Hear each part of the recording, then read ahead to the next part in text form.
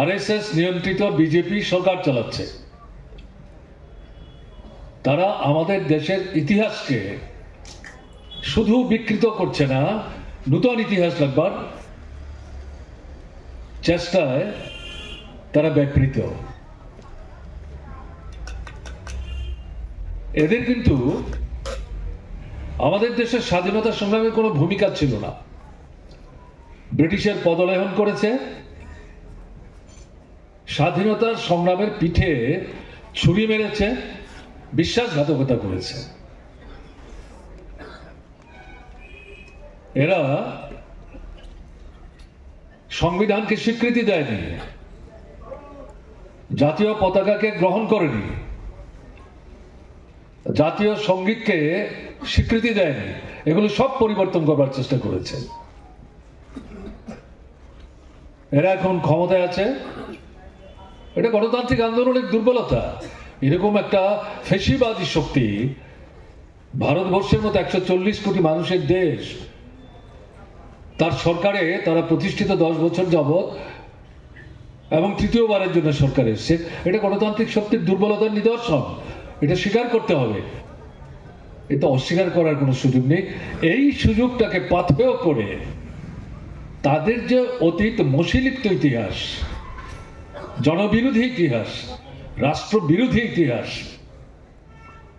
সাম্রাজ্যবাদের পদলেহনের ইতিহাস, এটাকে ভুলিয়ে দেওয়ার জন্য, বিশেষ করে নতুন প্রজন্মের ছেলে মেয়ে যারা, তাদেরকে বিভ্রান্ত করার জন্য নতুন ভাবে ইতিহাস তৈরি করার চেষ্টা করছে।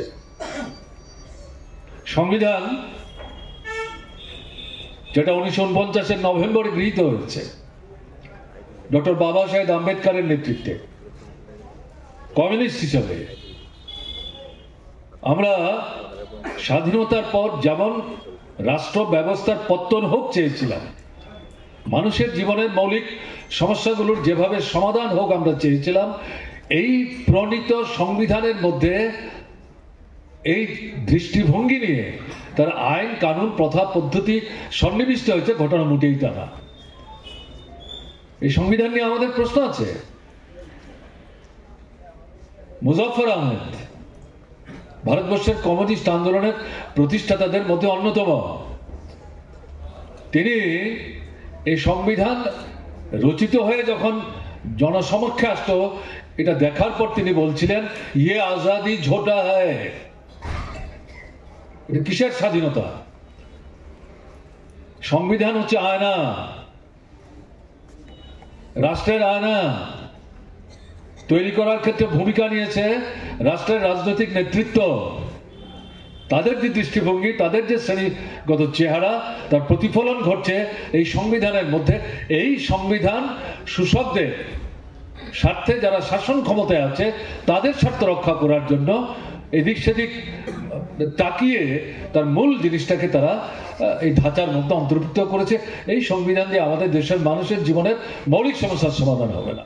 জনশিক্ষা আন্দোলন, গণমুক্তি পরিষদ তাদেরকে সে শক্তি জুগিয়েছে এবং সে শক্তি থেকেই ক্ষয়ের সে পদ্মবিলে প্রতিবাদ, প্রতিরোধ, এবং সে প্রতিরোধে শুধু পুরুষরা না, মহিলারা সামিল হয়েছেন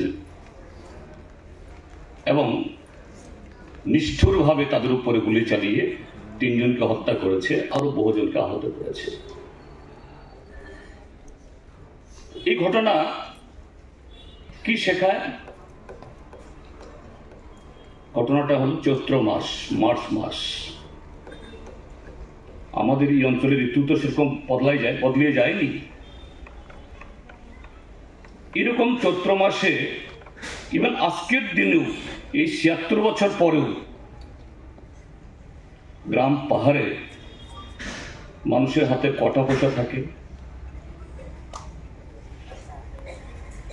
আর তখনকার সময়ে তো সেরকম বাজার ছিল না। তারা গৃহপালিত যে পশু পাখি পালতেন, এগুলি বিক্রি করে হলেও কিছু পয়সা দেবেন, তা তো ছিল না।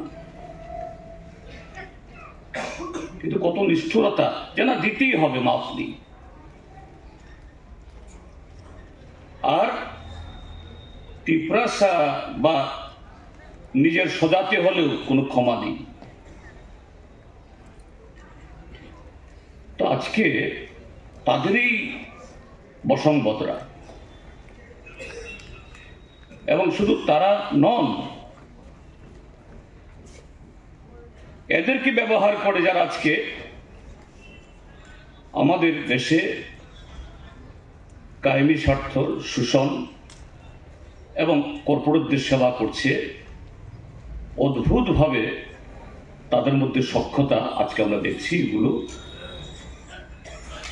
ব্যাখ্যা করার সেগুলো প্রয়োজন নেই। আজকে 7.5 দশক বাদে কুমারী মধুতির শহীদানের শোষণ ঠিকই আছে, কিন্তু শোষণের কায়দা একটু ভিন্ন, স্লোগান ভিন্ন, পোশাক ভিন্ন, নাম ভিন্ন। সরকার কুমারী মধু সংগ্রাম